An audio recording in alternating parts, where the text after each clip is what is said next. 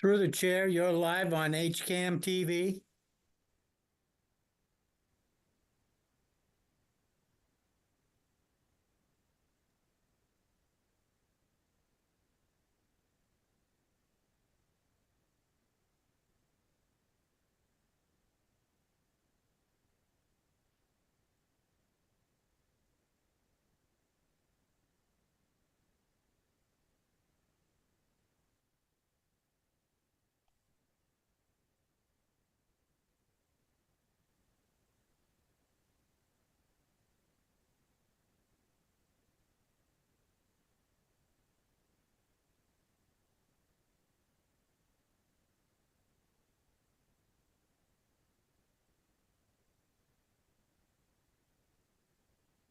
Good evening, everyone.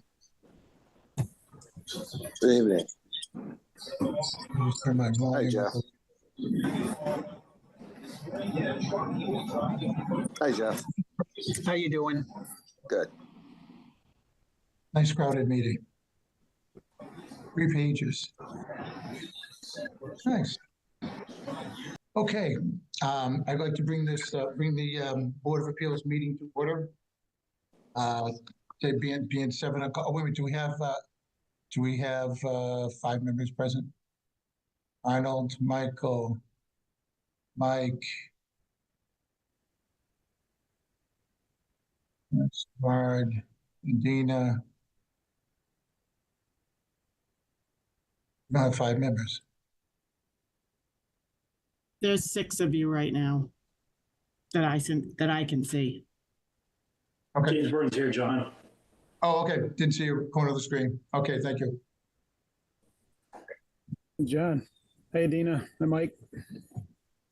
Okay, with that, I'd like to bring the meeting to order. As a preliminary matter, permit me to confirm that all members and persons anticipating the agenda are present and can hear me. Members, when I call your name, please respond in the affirmative. Michael Riley, Yes. Mike Damasio. Mike here. Jim Burton. Yes. Arnold Cohen. I'm here. John Mosier. Yes. Michael Heaton. Yes. And I know Dan Hunt's not here today. Okay, Adina. I'm here, and you have Sean Masterson's here also. Oh, Sean, excellent. Yeah, you're not showing up on my screen. There's 3 pages. Okay, we got Mike Savard and John Kelchick. John, you here? I'm here. Great, thank you so much. This anticipated speakers. So we still have 22 Kruger to close out with the A&R plan. Anybody here to speak on that one? Yes, sir, I am. Okay, great. All right, and then we have the 290 West Main Street. Other people to speak on that. I'm here for that, Neil Bingham, and we have 2 other speakers, Sean Reardon and Kevin Meehan. Great, thank you very much. Okay, to open this Board of Appeals, this open meeting of the Board of Appeals is conducted remotely. For this meeting of the Board of Appeals is convening via video conference via Zoom, posted on the town's website identifying how the public may join. Please note that this meeting is being recorded. Accordingly, please be aware that others may be able to see you. Take care not to screen share your computer. Anything that you broadcast may be captured by the recording. Each vote taken in this meeting will be conducted by a roll call vote. All supporting materials have been provided to the member of this body and are available on the town's website via the web meeting calendar, unless otherwise noted. The public is encouraged to follow along using the posted agenda unless I note otherwise. Some meeting ground rules. We now turn to the first item on the agenda. Before we do so, permit me to cover some ground rules for effective and clear conduct of our business and to ensure accurate minutes. I will introduce each speaker into the agenda. After they conclude their remarks, I will invite board members to provide any comment, questions, or motions. Please hold until your name is called. Further, please remember to mute your phone or computer when you're not speaking. Please remember to speak clearly and in a way that helps generate accurate minutes. For any response, please wait until the chair yields the floor to you and state your name again before speaking, again, so we can have accurate minutes. If members wish to engage in a dialogue with other members, please do so through the chair, taking care to identify yourself. For items with public comment in this meeting, will have public comment. After the members have spoken, I will afford public comment as follows. I will first ask members of the public who wish to speak to identify their names and addresses only. Once I have a list of all public commentators, I will call each by name and afford 2 minutes for each for any of their comments. Everybody get that one? Okay. So let's go. First on the agenda is 22. I believe that we were waiting for the copy of the A&R plan, which each of the members, I believe we all got it. And it does John? show the delineation. Yes. John, one thing, there's only 4 members here right now that sat on that original hearing. Mike Damasio, I haven't seen him yet, unless he's Okay. popped in since, but it was you, Mike Damasio, James Arnold, and Sean. So, Tim, would you be okay with 4 members voting as opposed to waiting for the 5th? Yes, sir. Okay. just, it has to be a unanimous vote. Unanimous. Right. I believe I have a sample motion.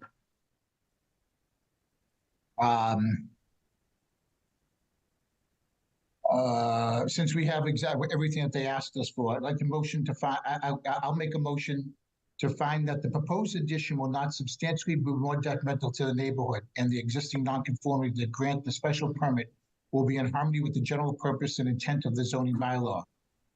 And grant a special permit pursuant to 210-128A to allow construction of the addition and grant, how many feet did you need for that one? And John, Wait, wait. before we do that motion, you Yes. have to open it to public comment because there are people that want to speak for that one. Oh, okay, I thought we And did. this- And I this thought has we had not already been, done. it has not Oh, been sure. closed yet either. Okay, you have- because I thought we had already closed that one. Okay. No. Then, are there any members of the public that would wish to speak on 22? Ruger. Yes, please. Hi, my name is Gail Foss and I live at number 30 Kruger Road. Yeah. We had sent you a letter with our concerns. The main one is the safety of the existing walkway, which we can see no permits for, and it's on the plot plan that you have there. I'm just really Mhm. concerned because it's very dangerous right now. I've seen kids on it and it's really dangerous. And it's showing on your plot plan as being part of it.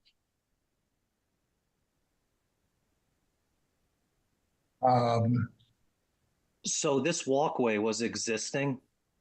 It's been there Correct. since 1950 or 60, something like that. In our when No, we it went through- hasn't. No, it has not. Please, through the chair, we're gonna have a long night if people start, speaking. Yep. So Uh, when we went through the process through no, conservation, Can you identify who's speaking speaking right first? now? I'm Zach English. Okay, Zach, And- yes. So when we went through conservation and all that, Zach English, for those of us who don't know, I mean, we're giving our addresses. I'd like to know who it is, please. Denise, yeah. I'm really sorry, but please, I asked, okay, wait a minute, let's start this all over again. Are there any people that want to speak on 22 Kruger? Please just give me your name and your address, and then I will call on you individually.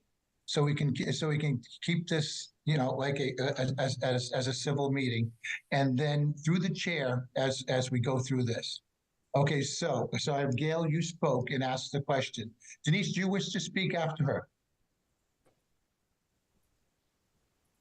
Not at this time. I want to know who's speaking and where they're from, what they represent. That's what I'm asking. Okay, so Gail, what is your address?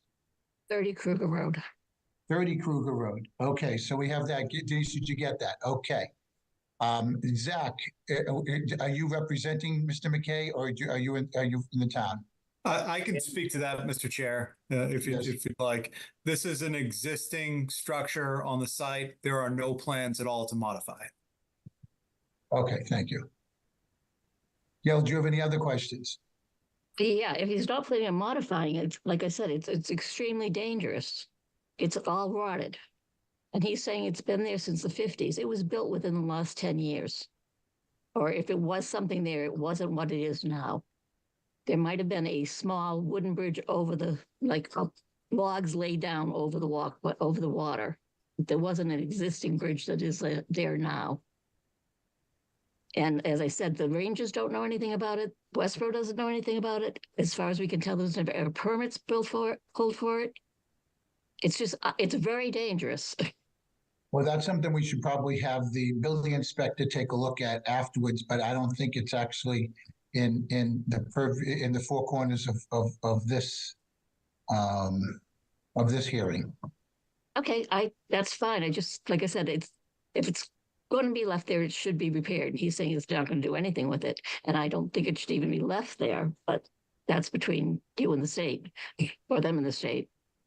Right. So that's something that I'm sure Mr. Savard, who's on this call, would probably drive by and look at just in case. Not that I'm asking him to do anything because I don't have control over what he does. But thank you very much, Gail. Okay. Like I said, Is that's there my main concern. Oh, thank you. Is there anybody else that would like to speak on 22 Kruger?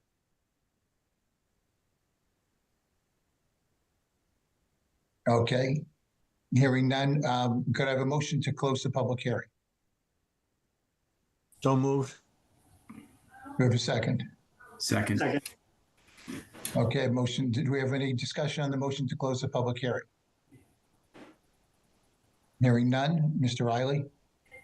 I'm abstaining because I wasn't part of this hearing. Okay, all right. So we've got, this one was me, Damasio, Mr. Burton, Yes. Mr. Cohen, Yes.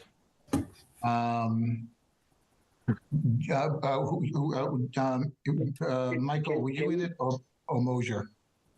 Sean Masterson. Oh, Sean, you were in this one? Yeah, I was there last hearing, John. Okay, great. And I voted in the affirmative. John, yes, John, can you hear me? who's speaking?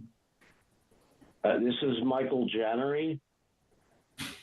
Yes, Michael. I've been part of this discussion. Yeah, but when I asked for people to speak, we're in the midst of closing the public hearing. Okay, please speak up. Yes, what would you, name and address? That's okay. I'll speak at the next hearing. Okay, thank you. Okay, so, and I vote in the affirmative also. Okay, so we close the public hearing. Is there any discussion or would somebody like to make a motion? Did everybody get a sample motion on this one? Yeah. From Medina? Didn't you just make a motion? I know it was premature. Well, I started to make a motion. I can continue to make one. It Yeah, just somebody went to you, John. Yes, so this is just the use? Oh, to make a motion that so this is the 210-128A, I thought. It is. Yeah, that's one you sent me. Yes. Okay, great. Make a motion to find that the proposed addition will not be substantially more detrimental to the neighborhood, that the existing nonconformity and the grant of the special permit will be in harmony with the general purpose and intent of the zoning bylaw, and grant the special permit pursuant to 210-128 to allow the construction of the addition and grant, and that's where I was before. And Mr. McKay, I don't have that part of your application open in front of me. How many feet were you asking for? 23 feet, Mr. Chair. 23 feet of relief from the rear yard requirement, and how many feet from the street setback? Oh, I'm sorry. The rear was 24 foot 9 inches, and the front is 23 feet. Okay, so we'll go 25 and 23. Okay, so we'll go back to 210-128 to allow construction, the addition, and grant 25 feet of relief from the rear yard width and 23 feet of relief from the street line setback requirement, with the conditions that the applicant records the plan with the Registry of Deeds that shows the property line as depicted in the submitted plans. Before getting a building permit, the addition shall be constructed substantially as depicted in the plan submitted. Okay. We have a second, or any changes to the drafted motion? A second. A second. Any discussion on the motion? Hearing none. Who's Jim? Yes. Arnold?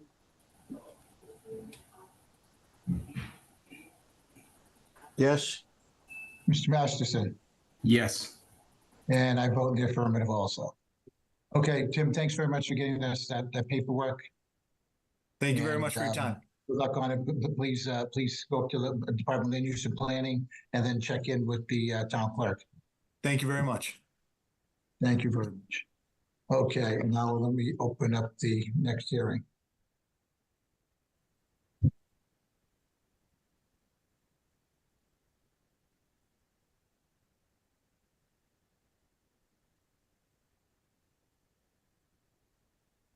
The Town of Hopkinton Board of Appeals will hold a public hearing on Wednesday, August 28th, 2024 at 7 p.m. to hear all persons interested in the uniform application of a special permit petition for a variance filed by Route 85 Realty Corp. 8 Exbridge Road, Mendon, Mass. The petition is requesting a use variance to allow a country store and filling station to be located in the agricultural zoning district at 290 West Main Street, Hopkinton, Massachusetts. The property is owned by Alan O'Connor, trustee, O'Connor Family Living Trust, 52 School Street, Hopkinton, Mass. And is shown in Assessors Map R28, Block 50, Lot 1. The hearing will be held remotely using the Zoom meeting service. For additional information, please email zba@hopkintonma.gov.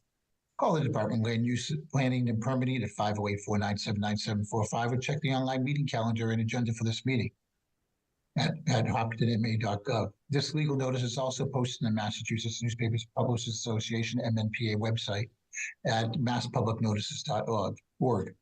John Catino, Chair and Clerk, regarding 25-005. Okay, welcome everybody on this hearing. I'd like to turn it over to who's the applicant. I believe Neil, that you said that you were going to present it. That's correct. My name is Neil Bingham. I'm the attorney for the applicant, Route 85 Realty Corp. In addition to myself, there'll be two other presenters, Sean Reardon of Tetra Tech. He is the project civil engineer, and Kevin Meehan, who represents the applicant and the developer, and will be actively involved in the proposed use if the board were to grant our application. As you stated, we're here before you on a request for a use variance to allow a farm stand, country store, and filling station use at 290 Main Street, which is in the agricultural district. Before we get into the merits of our discussion, I just want to acknowledge that both myself and our team recognize that we're here today on a discretionary permit, and that the discretion is firmly in the hands of the board with respect to whether or not this is allowed or denied. And trying to understand what that means over the years, I've given it a little bit of thought, and it certainly means that we have an obligation to meet the standards set forth in the bylaw for the grant of a use variance. To me, in addition, it means we have an obligation to bring to you a project that is a good project, a project that we think the town can be proud of, and one that will provide real benefits to the town of Hopkinton. We do believe we have accomplished that task. After Kevin Meehan gets his opportunity to speak to you, I believe you will recognize, number one, that he's passionate about bringing a unique and first-class project to the town of Hopkinton. This project has not only been designed to remind residents of the traditional country store and general store of the past, but it's also to remind residents of places like Amato Farms that by providing the feel of a full-service farm stand where people can pick fresh blueberries and purchase locally sourced fruits and vegetables. You've read the requirements of the grant of a use variance under section 210-152 of the bylaw. The applicant contends that he has met all of those elements and that the literal enforcement of the bylaw would create a financial hardship. Each of the presenters here will speak to this issue, but in general, due to circumstances that relate to the soil, shape, and topography of the site, which our civil engineer will discuss when he presents, uses that would otherwise be allowed within the agricultural district, including residential style uses and farming style uses, are just simply not financially viable. And not only do we think that the project will have no substantial detriment to the public good, we believe the project will be both attractive and provide very positive benefits to the town. And by providing safe and convenient options for residents to pick blueberries, purchase fresh fruit, all while having a place to fill their cars with gasoline, the proposed project will be in conformity with the intent and the purpose of the bylaw.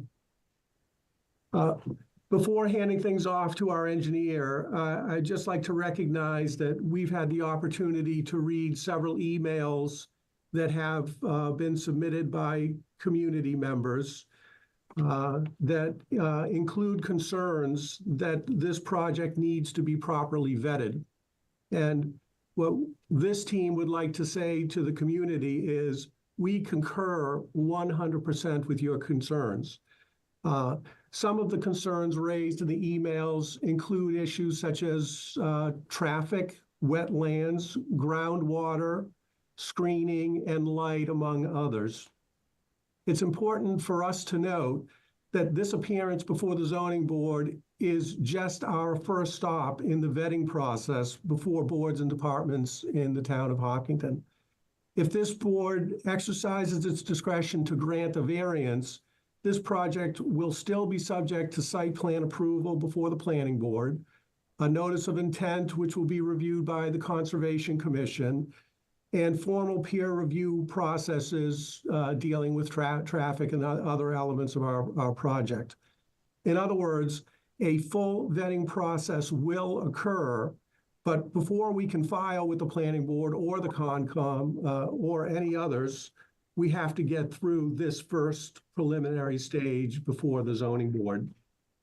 So we look forward to working with the town of Hopkinton and the community during that vetting process.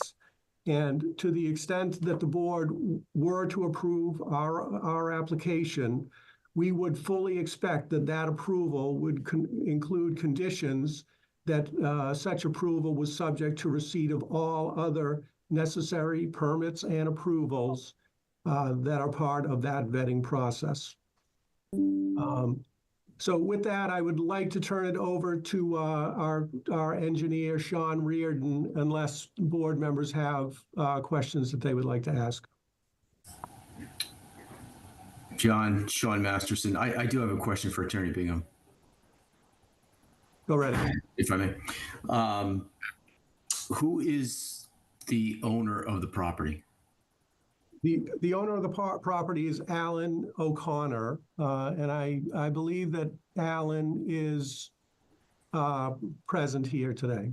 Okay, so in the memorandum that you submitted, there's a footnote that says that the owner is in negotiation or in contract terms or something along that nature with the developer. assuming everything were approved, who is going to be the owner? Is this the trust is going to sell to Route 85 Realty Corp? Route 85 Realty Corp will be the owner. Okay. And that corporation is owned by Kevin Meehan, who is here today, and we'll talk about his ideas for this project. Good. All right. Thank you. You're welcome. Mr. Chair, I have a question Absolutely. for Attorney Bingham. Attorney Bingham, so I'm familiar with the criteria if you're looking for a variance for the, lot size or frontage, that kind of thing. But what's your understanding of the criteria for a variance where it's a use variance that you're seeking? Well, the criteria is the criteria found under Section 152 of the bylaw. It is the same criteria whether you're looking for a use variance or other. There are some heightened concepts here with respect to the approval of a use variance, which is in part why in my introduction, when I was speaking about what it is that we have to do here, what we've got to do is really to provide you with not only all of the elements of 152, but to really make sure that we're providing a project that's good for the town. All right, so I have another question, just to follow up on that. So if it's we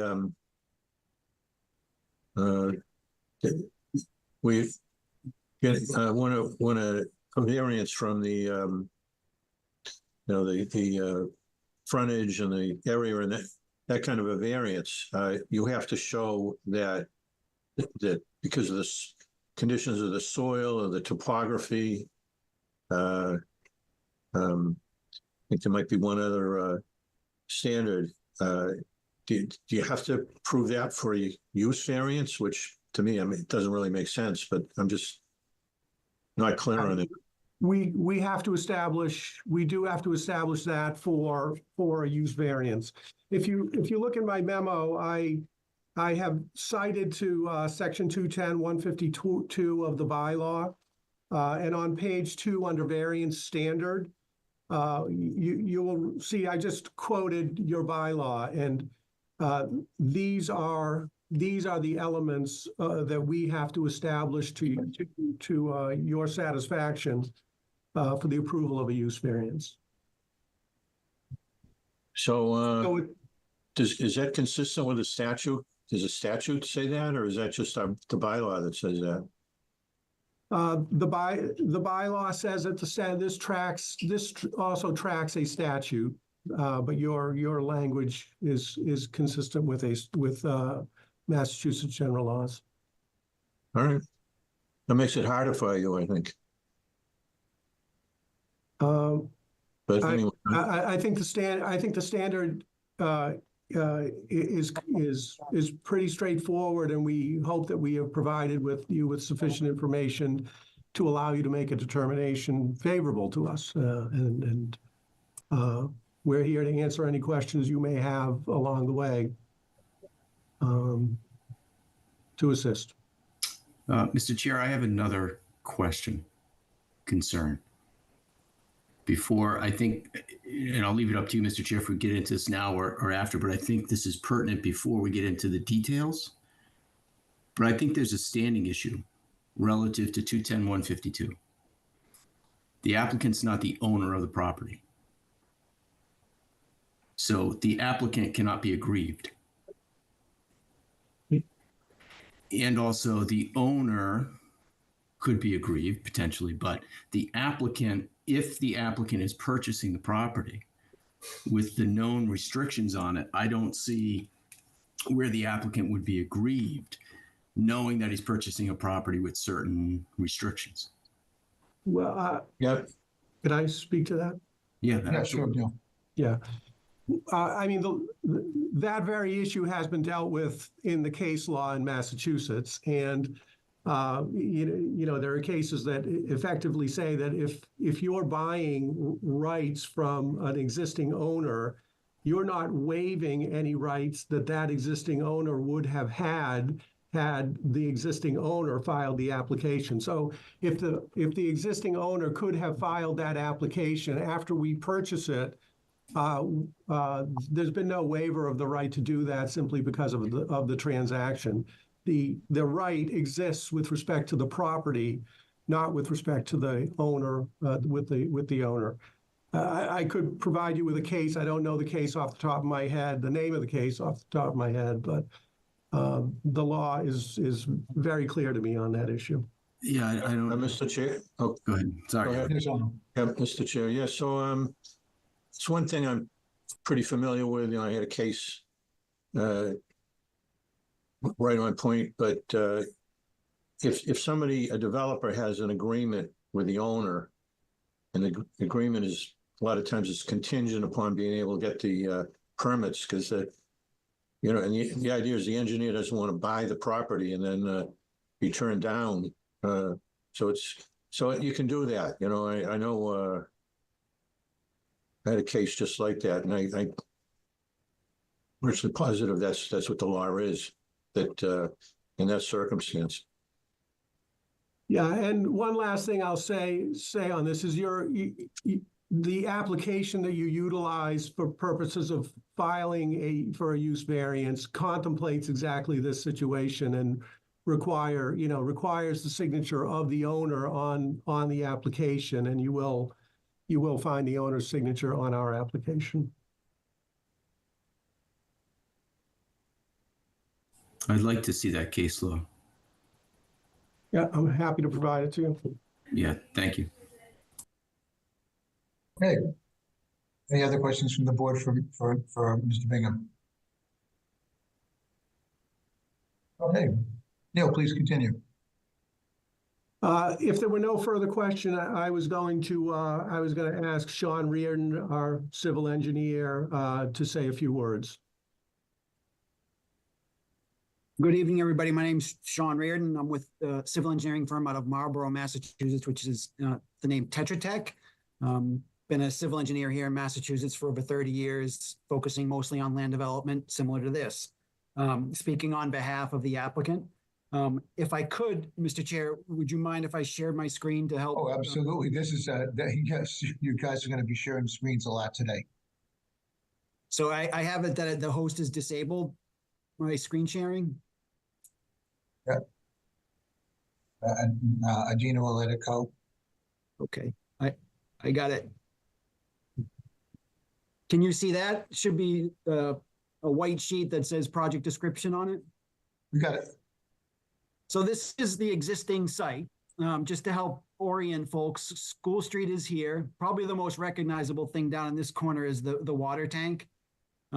West Main Street runs in this direction. The site here is oriented sheet north. And it's a fairly rectilinear site that was excised from a larger parcel that the O'Connors own. And it houses basically the existing sort of landscape materials, farm stand facility that's on the site right now.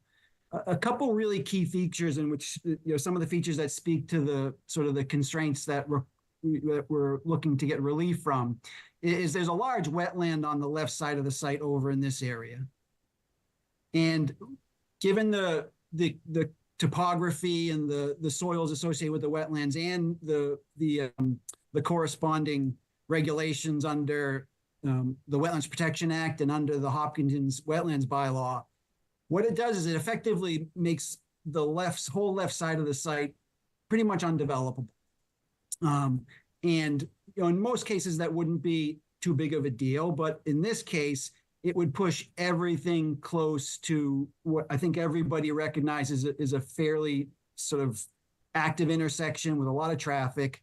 And pretty heavy volumes on both School Street and West Main Street. So what it effectively does is it makes this site pretty much untenable as one of the allowed uses, which is residential use, because everything would be pushed, in our opinion, too close to the street. So our basic argument on behalf of the unique soil conditions on the site is that we have the large wetland, we have the steep slopes on the left side of the site that effectively push everything too close to what is otherwise sort of an uninhabitable area and too close to the water tank. And actually and too close to other retail uses nearby. So that's pretty much the key to our unique site constraints that push us in the direction that we're proposing to go, which is using it as something that's a little bit more in line with the other development on the opposite corner, and also provide some services that are otherwise not available on the west side of 495. Just to help orient folks further, the whole site is about 2.3 acres. It's got a collection of structures on the site. Some have been removed recently, but up until the last couple years, there's about 6 buildings totaling about just under 5,000 square feet of gross floor area. One of the really big challenges here is, this is pretty much where the retail area was out front close to West Main Street. And there's a gravel parking area, a portion of which is actually in the public right of way. So, one of the real things that's a challenge here is that there's really no safe area adjacent to West Main Street in order to provide the sort of accommodations needed to serve this farm stand / retail use.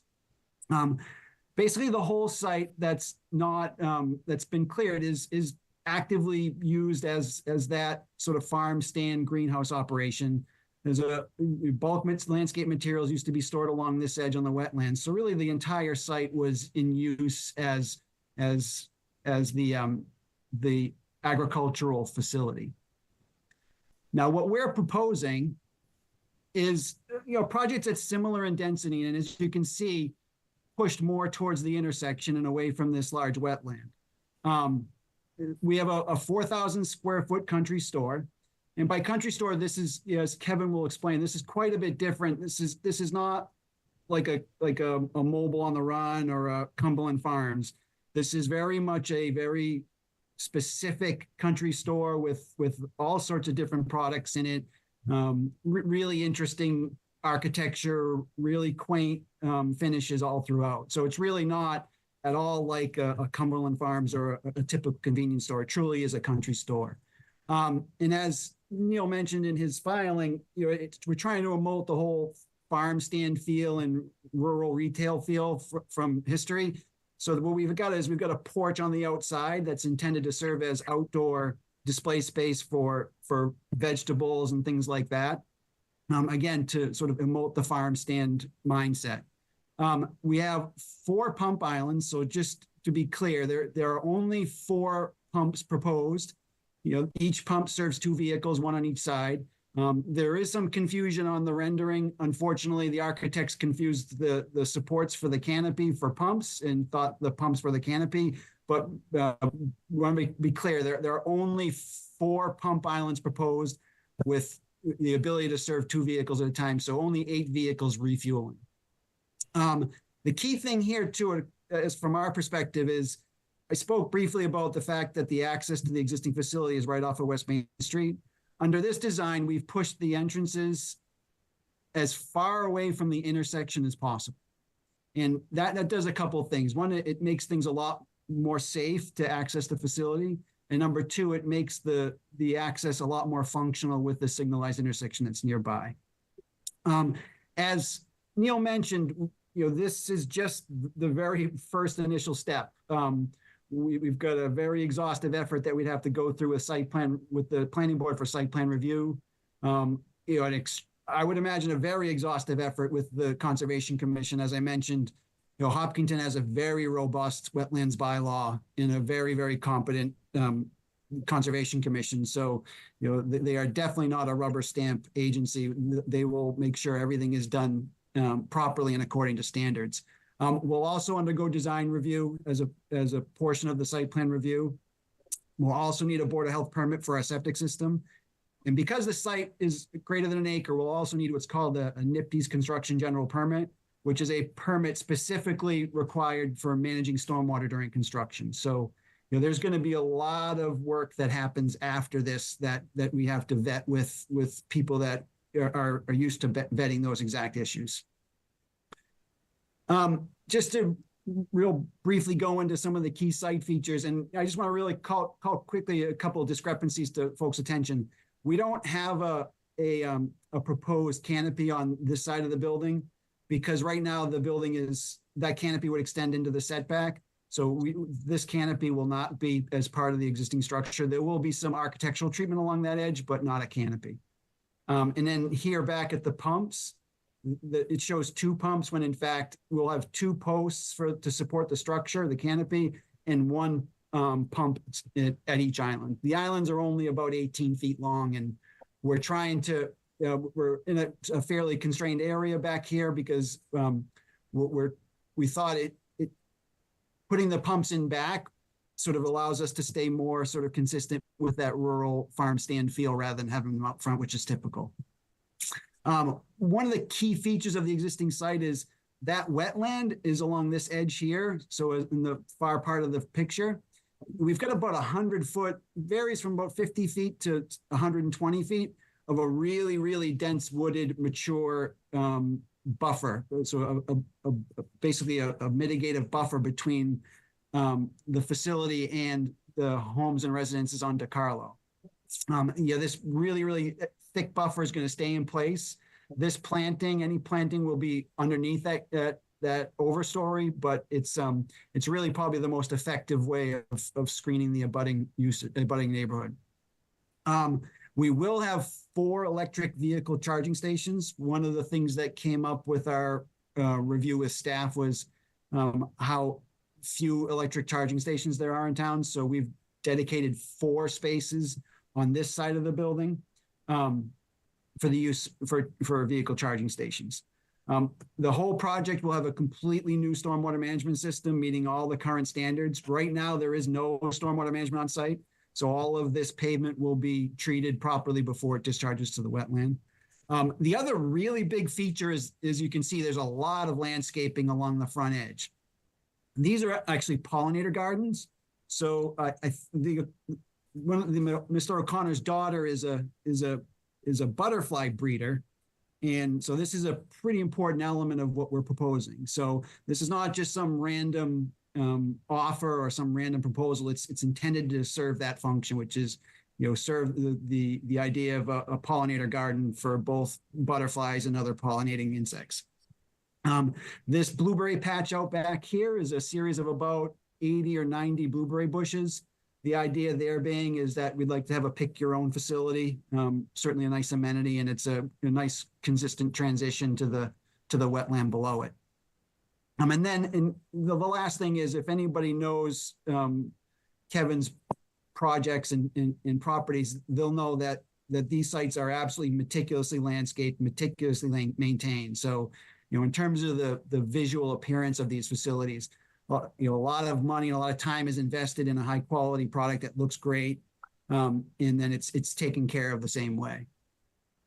And then just before I finish up, what I'd like to do is just sort of compare, the existing site to the proposed facility, just to sort of give a feel for, how the density might change and how the building placement fits. So what we've done is we've compared them in this table here, and the first number is the existing and the second number is the proposed. So like, for example, the buildings on West Main Street are 29 feet under existing conditions, which is less than the 60 feet required for zoning. We meet the 60 feet. School Street buildings are 53 feet away, again, less than the required setback. We meet the setback at 60 feet. On the west side, we have 151 feet, which is about the same as the existing buildings. So that's like 5 times the required setback. I think the rear setback and side setbacks are 30 feet. So where the requirement is 30, we have 150. Similar parking setbacks, there are 0 feet parking setbacks for the existing facility. Ours are 17 feet and 12 feet. Building floor coverage is about the same, right around 4,000 square feet. Our lot coverage under the definition is a little bit higher because in our lot coverage, we include the porches over the sidewalks where our vegetables and farm stand things will be displayed. And we also include the canopy area in that. Another interesting thing is that the site access and parking areas end up being about the same. That's largely because the existing site is pretty inefficient in how it's organized, and the proposed facility is far more efficient, so that we're using up less space and allowing a lot more for landscaping, which in this case, we have over 20,000 square feet of proposed landscape finishings, as opposed to less than 1,000 under existing. And then just to close on the wetland buffer, this is sort of the crux of our argument, which is we've got a large wetland system on the west side of the site that prevents us from doing things further away from the intersection and pushes our development closer to the intersection. Under current conditions, there's about 3,000 square feet of work area within the 0 to 50 foot no touch zone in Hopkinton. Under our proposal, there will be no working facility in that area. All be either existing landscape or blueberry bushes. Similarly, in the 50 to 75 foot no build zone, there's about just under 6,000 square feet of active facility in that zone, whereas under our proposal, it would be 2,600. So a significant reduction in both cases. And that's it. So if there's any questions, I'd be happy to answer them. Members? Mr. Chair, Yes, Arnold. I have some questions.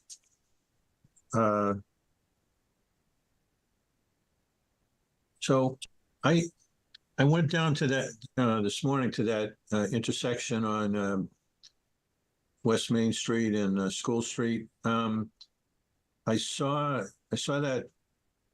I guess it's a water tower, but I looked like there was a garden store and a coffee shop.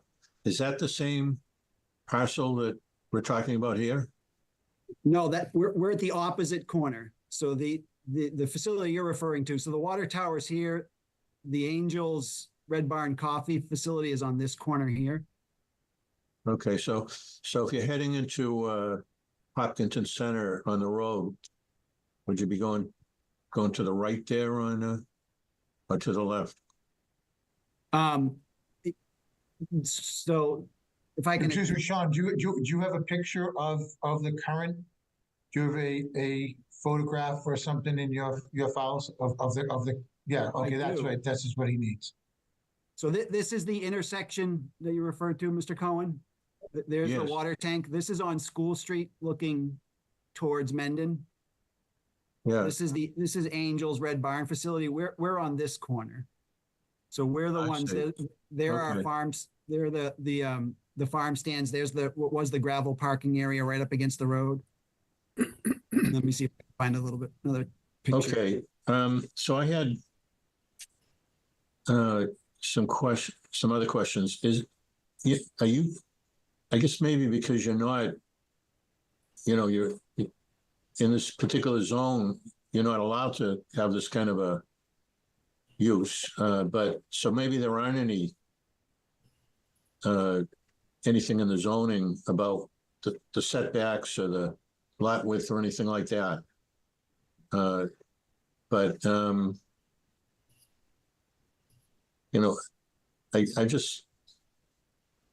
I mean, you could have a huge lot and really very buildable. And it would seem to me that unless there was something with the soil conditions or the topography, you could never get a variance for a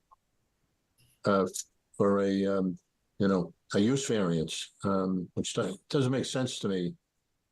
Why you have to show a hardship, but if that's what the state statute is or the town regulation, well, I guess that's what it is.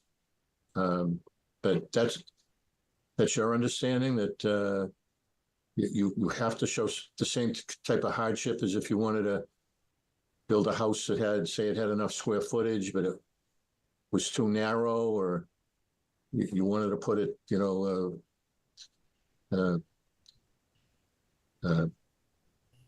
with it, not complying with the setbacks. The same criteria. You have to show the same type of hardship. That's my understanding, and we feel that the soils and topography associated with the wetlands that pushes what would otherwise be a developable parcel for residential use pushes those residential uses far too close to other retail uses, a high volume intersection, a large water tank, which creates the hardship that results. So in our opinion, that there are absolutely soil conditions and topography that makes this site untenable for otherwise allowed uses. All right. Well, thank you. Okay, any other members of the board? So through the chair, so just to be clear, Sean, or Mr. Reardon, so you're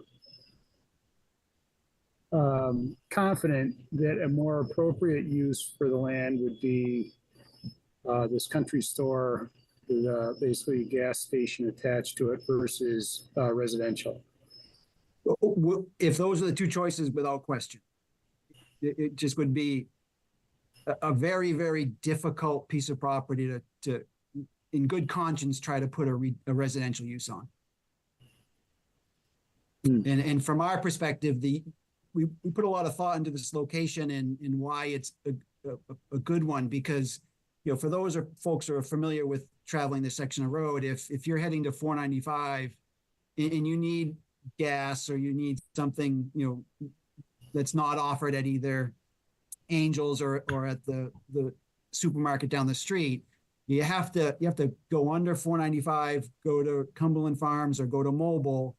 And unfortunately, you know, that's a pretty hairy section of road with those uses there that either you got to go there, then do what's essentially an illegal U-turn to go back to 495, or try to figure out some way to take a left, which has now been blocked with all those posts. But from our perspective, this is an ideal location to sort of take some of that burden off of those other uses that are on the east side of 495 and make it a little bit more palatable, because now you're not sort of, if I'm trying to get to 495 from western parts of Hopkinton or other communities further west, you know, if I got to go past my on-ramp, go past to get to the gas station, then I've got to navigate a pretty tricky turnaround maneuver to get back to where I started. Whereas it would be awfully convenient to have a facility on the west side, and we think this is an absolutely perfect location for it, given, you know, there's a water tank right across the street.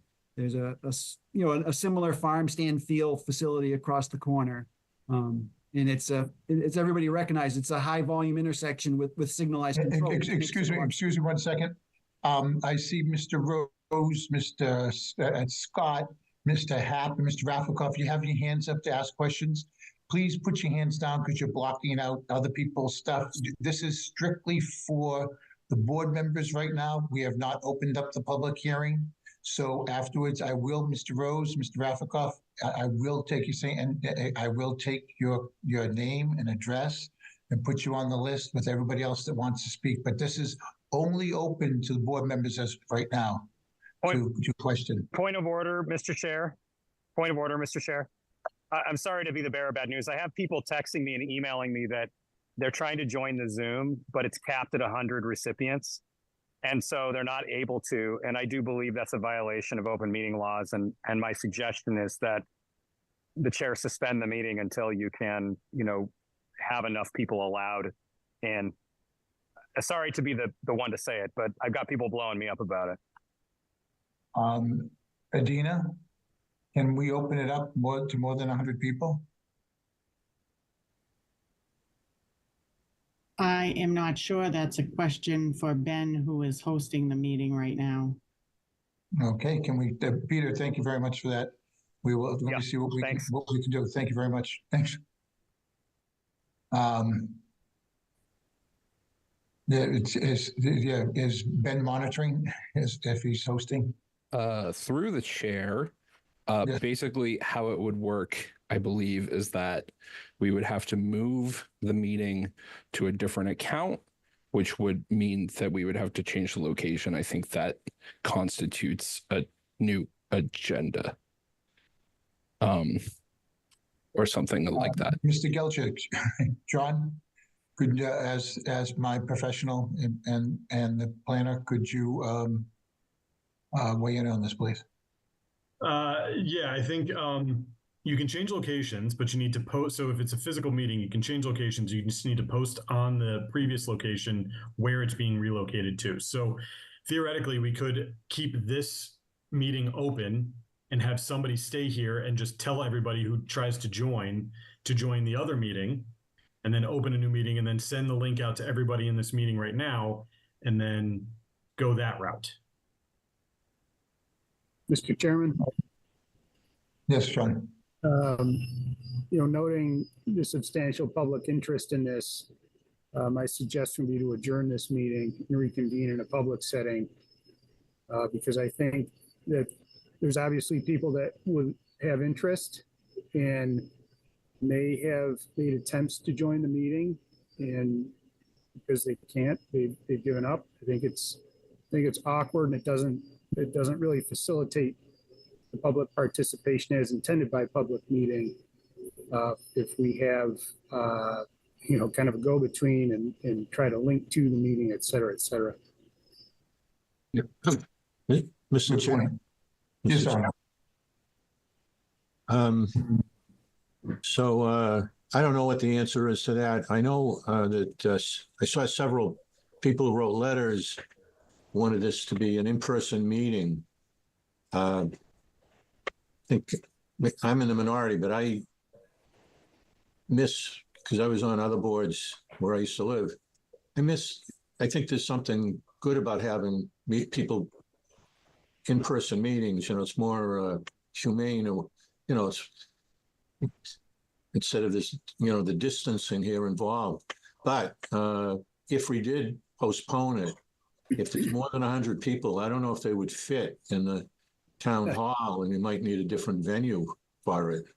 Well, one of the things, if I may, and Ms. Ritterbush of the Select Board answered, I think a gentleman from 51 School Street wrote and wanted to change the venue. I think it was on Friday or Saturday. And, we had to tell them that it was already posted, just sort of like what is happening right now. But since we've gone Zoom, we've actually had more people join all of our town meeting boards, people joining in, because people can be doing laundry in the kitchen. They can be standing by watching it. Nobody has to go to it. And so to the people that were saying they want want to be have it in person, you're still only going to get 2 minutes to speak. And so here people can be doing whatever they want. But considering that we do have this issue, I just like the rest of the board members to weigh in and see if Mr. Gilchrist, if John's plan is doable. Jim, what do you think? John, through the chair, this is James Burton. Yeah, we're gonna have to do something probably in person and find a larger venue than the town hall, because it doesn't really have the size to accommodate 100 live people. Then we can get all the answers and questions done at one time versus having this drag out over multiple meetings. Okay, Mr. Riley. Yeah, I mean, I think once we go in person, we're not going to have as many people, but it obviously is a very interesting topic for people to see, and sometimes seeing it live is a little bit different. So I think can the IT guy tell us that we've actually closed people off now? People can't attend this meeting if they're choosing to try and get on. I was just trying to log on myself to see if I could log on. It really seems like there's a lot of public interest in this. So if we actually have capped this and we're not allowing everybody to join in that wants to be heard, then I think we need to do it with permission from the presenters, that we don't start tolling our dates. Well, now we have to see what dates we have available, because we do have other applicants coming in, and we don't want to, just because this is a bigger one with a lot more interest. Somebody else may be wanting to build their dream home, and we can't want to stop them. So, Adina, do we have room in our schedule in our next meeting? The hearing for September 11th, there's already somebody on there, and that's been published and notified as remote already. So it wouldn't be able to be the September 11th hearing. There are a few others that have come in, have not been scheduled yet. So we'd have to go to the September 25th meeting. There's others, that are potentially going to be on that night. But like I said, it hasn't been advertised yet, so we could make that one in person. But we really have to decide tonight what night and where, because that's the only notice people are going to get, because you'd have to continue, vote to continue this public hearing and say when and where it was going to be held. Okay. All right, any other members of the board? Sean Masterson for the chair. Is there a possibility, Adina, in town hall to have a combination of in-person in the room and then a satellite? Anybody, people have. I'm sorry, Sean, but I just joined the meeting. Adina, I'll ask it again.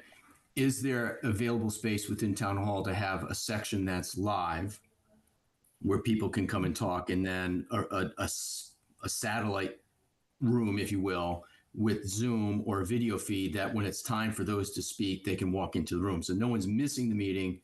Everyone has an opportunity to be heard.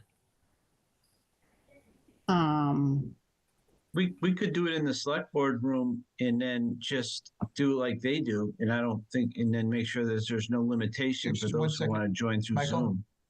Can we ask Ben if what Peter said is true? Are over 100 people on here already?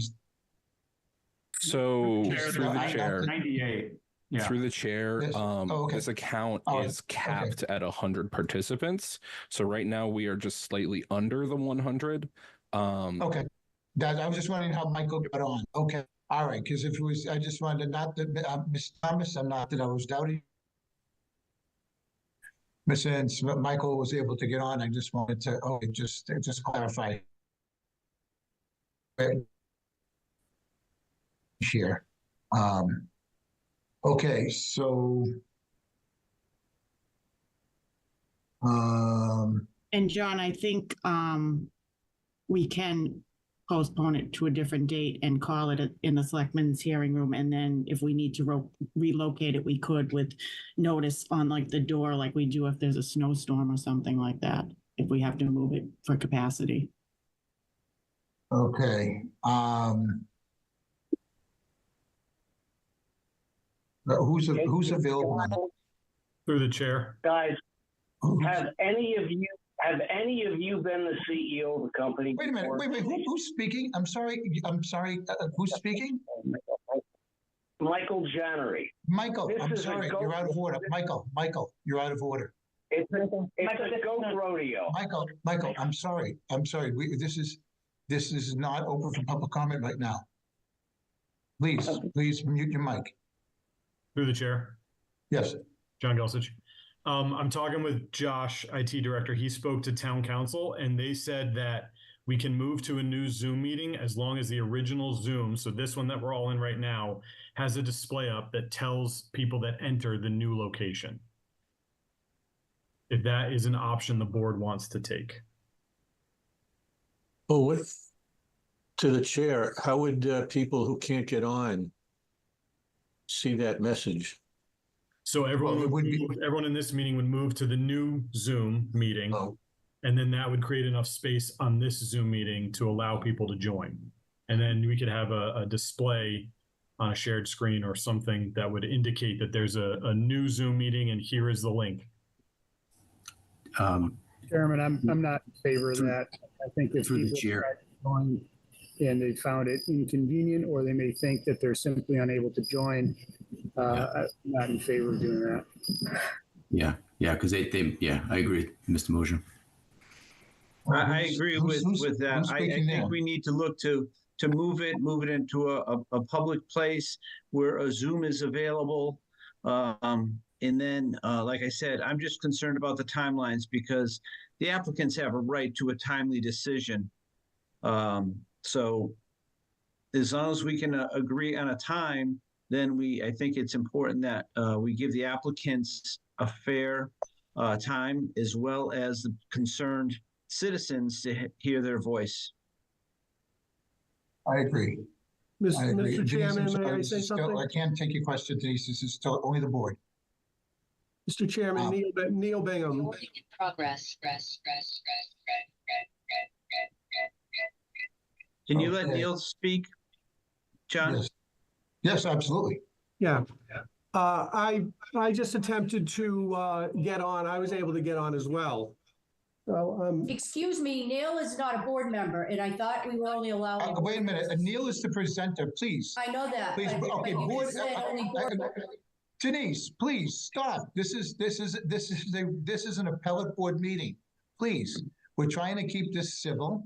He is the presenter. He's allowed to speak whenever he comes on. This is not open for public comment yet. There will be an entire time for all the public comment, for all 100 or 200 or 300 or 18,000 people that are in our town that want to speak on it. They may. But right now, please, we're trying to figure out how to make it best for everyone. The town, So if you keep the interrupting, town should Denise, purchase please, a I will Zoom have that you allows mute- 1,000 people in it. Then fine. If the people want to be 1,000 people, we can have 18,000. We're going to try and work this out, make it fair for everyone. But you interrupting right now, you're just wasting everybody's time. Where I have to explain to you that he is the presenter. He can speak as long as he wants. And just like everybody else is doing, all the 1,000 people that want to speak on it, we're going to let them speak. So we're just trying to come up with something that's fair for everyone, including the presenters. So Adina, we can't do it on the 11th. The next one's the 25th.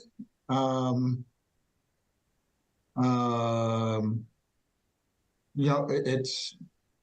John, John, this I is may Neil not be. Bingham. Could I Yes. say one thing before we go to reschedule?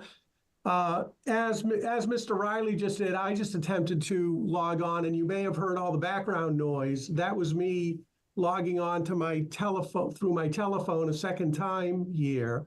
And I really wish we could get some input from technical support on your side as to whether or not more than 100 people are trying to get on or not. I mean, if they are, that's one conversation. If they're not, then it's another. And I'm not sure which one it is. So there are currently 99 people connected to this meeting. And if someone I'm sorry, joins, who's speaking? Who's speaking? Oh, please. John, this is Jerry Kazanjan. I'm the person that reached out through Peter Thomas to let you know that I wasn't able to join the call. Okay, thank you, Jerry. Apologies for speaking out of order, but it was relevant. Thank you. Okay. All right, so we're 98, 99. Okay, so we are going to have to do something about this. It's very exciting that we have something that people are interested in. It's great to have people interested in things in this town because sometimes it just gets kind of quiet. Okay, so now getting back to it. I'm going to be flying back from Europe on the 25th, and I won't be getting in until probably 4 o'clock, and that's if there's no delays. So, if it's an in-person one, this is why sometimes these things don't always work. If it's an in-person one, I would probably be late. I could do the following week if anybody else, and that gives more time for everybody else.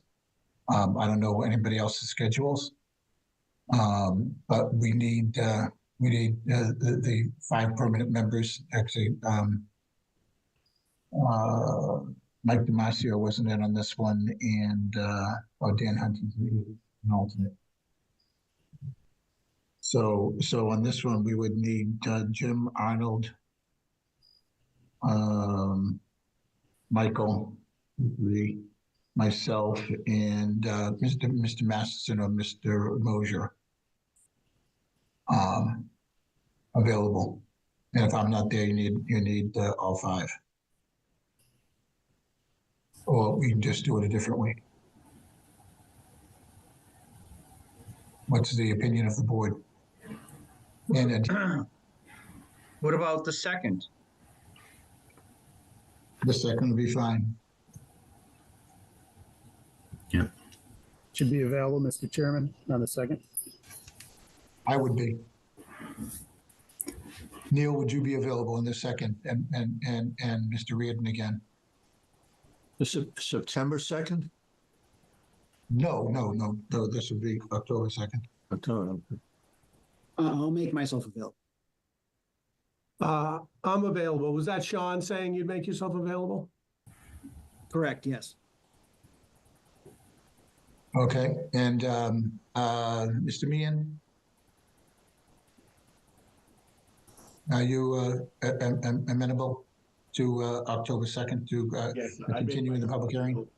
Available at any time. Excellent. Thank you. Okay, so I'd like to make a motion to continue this public hearing to October 2nd at 7 a.m. Yes, Mr. Meehan. Chairman, I'd like to make a motion to withdraw this and start fresh on October 2nd. It's going to be too confusing. Like, my attorney already spoke, and Mr. Reardon already went over things. Everything's going to be duplicated. There's going to be different people there.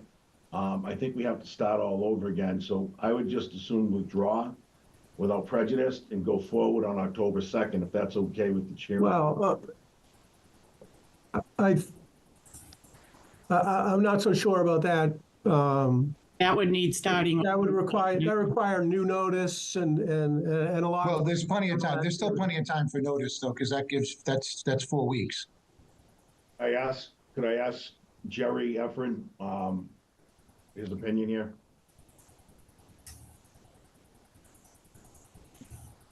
You're on mute.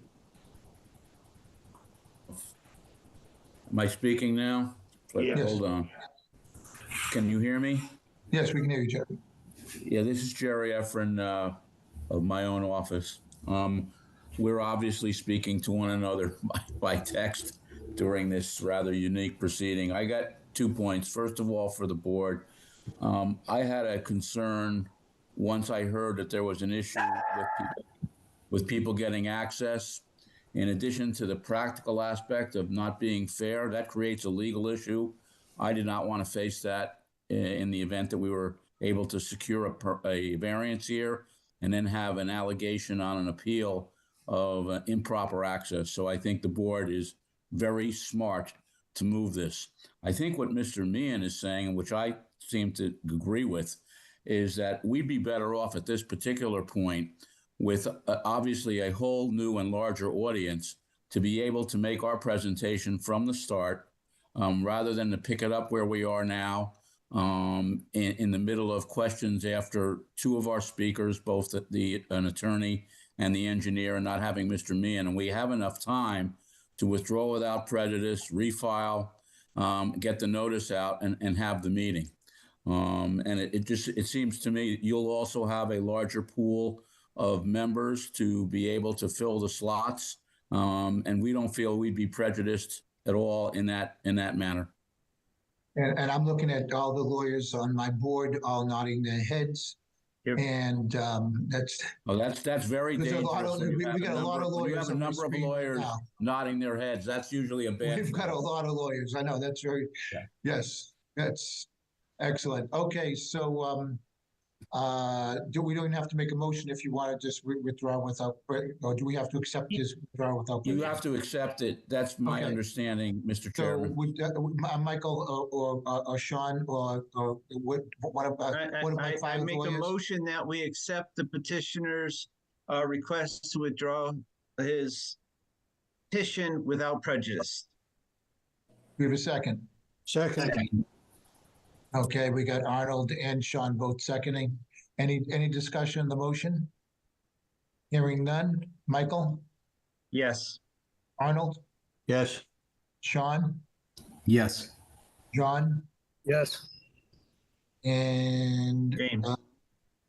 Who else is on? James. James. I'm sorry, James. You went off my screen. Yeah, I cut out for a second. Yes. And I'm voting affirmative also. Okay, thank you, everyone. Thank you, everyone, for coming. It's very exciting to have to have a very spirited meeting. And hope. Thank you, hope Mr. to see Chairman, People and, in squares and in person in a few weeks. Thank you very much. Thank you everyone for coming. Okay, so does anybody want to stay for accepting the mini minutes? Oh, we'll call the people going away. Nobody wants to watch us accept meeting minutes from the last one. I'm going down to one screen. Oh my goodness, this is Hollywood Squares. Okay, did anyone read the minutes from our last meeting? The draft? Would someone like to make a motion to accept the drafted minutes as written? You make a motion to accept the minutes as written. We have a second. Second. Any discussion on the motion? Hearing none. How do you vote, Michael? Yes. Mike? I wasn't here last week. Last meeting. Okay, Arnold? Yes. John? Yeah, you were here. Mr. Masterson? Yes. And I think I got everybody. And I vote in the affirmative also. Okay, so we accept the meeting's minutes as drafted. Again, do we Make a motion to close the meeting. We have a second. Second. Second. Second. Excellent. Any discussion on the motion to adjourn? Hearing none. Michael? Yes. Arnold? Yes. Mike? Yes. John? Yes. Jim? Yes. And Sean? Yes. So I got you all on one screen now. Wait, look, now we're down to one screen. Okay, motion passes. We are adjourned. Thank you, everyone, for coming. To the applicants, thank you very much. Denise, thank you very much. I'm sorry I had to cut you off, but we just have to stay in proper etiquette. Again, thank you, everybody, for coming. Michelle, I Thank see you. Joe Murdoch's here. Okay, excellent. This is great. I'm seeing all my former friends from all my other boards. Hey, John, we when I got cut off, I couldn't get back in because there were 100 people. So it might be an issue if any of the board members get cut off. They can't get back in. Okay, great idea. Thank you very much. Yeah, as well, we'll do it in person next time and see if 100 people do show up in the select board room. Do you ever do it at the high school or anything like that? If you have a gigantic... I think inside the room it'll be fine because you'll get a lot of these folks will be there, but they'll be on Zoom, and it's going to be an unlimited amount that way. I think the select board room will be full, but I think with Zoom we'll be fine. So it'll be a hybrid. But we're just going to have to, at the beginning, I believe that we're going to have to ask for some decorum.